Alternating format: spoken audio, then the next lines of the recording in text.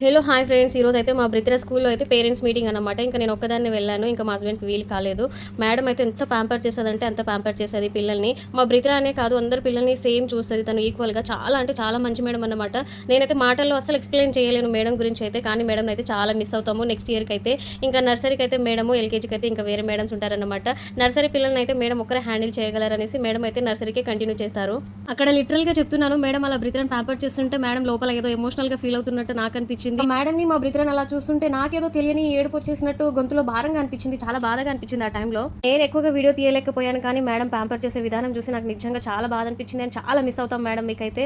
And ఎంత పెద్ద స్థాయికి మా బ్రిత్ర ఎదిగినా సరే మిమ్మల్ని అయితే నేను మర్చిపోలేను madam. Thank you so much. బ్రిత్ర మేడమ్‌ని ఎంతో మిస్ అవుతదో తెలియదు కానీ నేను పర్సనల్‌గా అయితే చాలా మిస్ అవుతాను మేడమ్‌ని. మా బ్రిత్ర ఎందుకు అంత ఎక్కువ ఫీల్ అవ్వట్లేదంటే నాకు నెక్స్ట్ మేడమే ఉంటది. ఇవి సమ్మర్ హాలిడేస్ అన్నట్టు కూడా తనకంత క్లారిటీగా తెలియదనమాట. పిల్లలతోని ఎవరైనా క్లోజ్‌గా ఉంటారు. కాకపోతే పేరెంట్స్‌తోని కూడా ఇంత హ్యాపీగా ఇంత క్లోజ్‌గా మాట్లాడే మేడమ్స్ ఉన్నారు అంటే అది మేడమే అనుకుంటా నేనైతే.